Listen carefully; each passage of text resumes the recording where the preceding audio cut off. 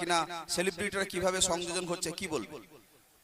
নিশ্চয়ই আরো ভালো হবে, কারণ পরবর্তীকালে কোনো কোনো জিনিসই একটুর মধ্যে স্টে থাকে না, সেটা আরো বিগ হয়। আর এখনো আস্তে আস্তে আরো বিগ হচ্ছে, কারণ আগের বছর 1 কোটি টাকা তোমার অকশন মানি ছিল, সেটা 1.5 কোটি হয়েছে।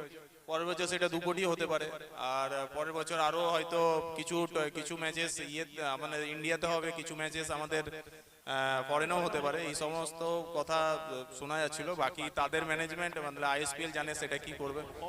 বাকি আইএসপিএল এত বড় একটা প্ল্যাটফর্ম এখন চলে এসেছে কি টেনিস প্লেয়ারদের জন্য একটা খুবই ভালো একটা ফিউচার। তো সবাই একটু চেষ্টা করো কি আইএসপিএল খেলার। বাস আগামী গত বছরগুলোতে আমরা দেখেছিলাম অমিতাভ বচ্চন, অভিষেক বচ্চন, অক্ষয় কুমাররা ছিলেন। এই বছর অজয় দেবগন, সালমান খান আর টেন্ডুলকার সাহেব তো আছেনই। এত সেলিব্রিটিদের সঙ্গে কিরকম মেলামেশা হলো, যদি একটু মানে অফ দ্য রেকর্ড যেরকম দেখতে আমরা যেগুলো পাইনি, যদি একটু বলো। না, মেলামেশা তো এলাও থাকে না, কারণ সবারই পার্সোনাল অনার থাকে, কো অনার থাকে, সবারই সাথে সবারই না কিছুতেই এলাও থাকে না। আমাদের যেমন সৈফ আলী খান আর কারিনা কাপুর যেদিন এসেছিল সবার সাথে ফটো শেয়ার করেছিল, মানে উঠিয়েছিল, আর সবার সাথে হ্যান্ডশেক করেছিল। বাকি আর তো সেরকম কারোর সাথে সেরকম মানে এলাও করেনি, কারণ সবাই তাদের নিজেদের নিজেদের ম্যানেজমেন্ট থাকে। আর যেদিন আমি একটা ম্যাচে ম্যান অফ দ্য ম্যাচ হয়েছিলাম মনে হয় শ্রীনগর বা কারোর সাথে, সেই দিন অমিতাভ বচ্চন স্যারের কাছ থেকে যখন ম্যান অফ দ্য ম্যাচ নিলাম, সেটা একটু ভালো লেগেছিল তখন। আর একটা কথা জানতে চাইবো যে করণ আম্বালা, অভিষেক ডালহোর, তার সঙ্গে আমি দেখছিলাম যে তুমি কানে হাত দিয়ে সেলিব্রেশন করছো, ও তোমাকে 6 মেরে আবার সেলিব্রেশন করছে, তারপর তুমি যখন আউট করলে আবার দুজনে হাসাহাসি। এই ঠিক ব্যক্তিগত রসায়নটা যদি বলো, আগে কি সত্যিই খুব দূরত্বের প্রতিযোগিতা ছিল, যেটা বাংলায়ও আসার পর বন্ধুত্ব হলো, না কি ছিল একটু যদি বলো? না না, আমরা তো সব একসাথে খেলি। আমাদের দিল্লি ধামাকা যে টিম আছে সব একই টিমমেটস, তো নিজেদের মধ্যে ইয়ার্কিটারটা হতেই থাকে। ইয়ার্কির ছলেই সব কিছু হচ্ছিল, কোনো সিরিয়াস কিছু ম্যাটার নেই।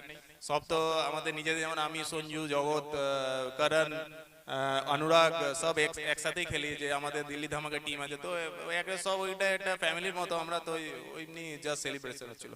জগৎ সরকার নাকি সরোজ প্রামাণিক, এই যে একটা প্রতিযোগিতা চলছিল, আমরা কিন্তু সবাই মিলে ভাবছিলাম বাংলার জয় হচ্ছে।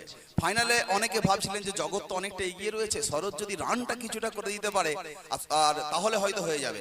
এই জগৎ সরকার না হয়ে তুমি হলে, ঠিক কোন সময়টা তোমার মনে হয়েছিল যে এবার এটা আমি না পেয়ে জগৎ পেতে চলেছে? আর একটা কথা আমি এই সঙ্গে প্রশ্নটা জুড়ে দেবো, কেন মাত্র 9 নম্বর ওভারটা করতে আসছিল? তোমার মতো বোলার প্রত্যেকটা ম্যাচে 2 ওভার বল করবে না, নাকি ব্যাটিং এ ফোকাস বেশি দিতে গিয়ে একটা ওভার কম করছিলে? এই দুটো প্রশ্নের উত্তর কি? সেটা টোটাল ম্যানেজমেন্টের উপর ডিসিশন ছিল। ম্যানেজমেন্ট আমাকে কিভাবে ইউজ করবে, কারণ এই সব ফরম্যাটে ফ্র্যাঞ্চাইজি লিগে ম্যানেজমেন্টই মেন হয়। ম্যানেজমেন্ট যেভাবে প্লেয়ারদের ইউজ করে তারা সেভাবে ইউজ হয়, নিজেদের পার্সোনালি কিছু চলে না। ম্যানেজমেন্ট যদি ভাবে কি তুমি এই ওভারের জন্য ইউজ হবে, তো সেটাই করবে। যখন তোমার মনে হবে এখন টিমের জন্য তোমাকে ওপেনিং করতে হবে, তো ওপেনিং করতে হবে।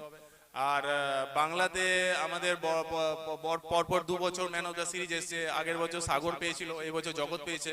তো চেষ্টা করবো পরের বছর আমি পাওয়ার, তাহলে 3 বছর কন্টিনিউ হয়ে যাবে। কোন সময়টা মনে হলো যে এবার জগতের হাতে চলে যাচ্ছে? এইভাবে কিছু খেলছিলাম না, কারণ জগতরা ফাইনাল উঠেছিল, ওরা 3-4 দিন সময় পেয়েছিল, কারণ আমাদের এলিমিনেটর ম্যাচ ছিল, কোয়ালিফায়ার ম্যাচ ছিল। তো আমরা তো ফাইনাল যতক্ষণ না উঠবো, আমরা তো ভোটের জন্য কাউকে অ্যাপ্লাইও করতে পারতাম না। তো যতক্ষণ না ফাইনালে গেলাম সেই সময় অত টাইমে পাওয়া যায়নি, আর পারফরমেন্স করে সেই রকম কোনো ডিস্টেন্স ছিল না।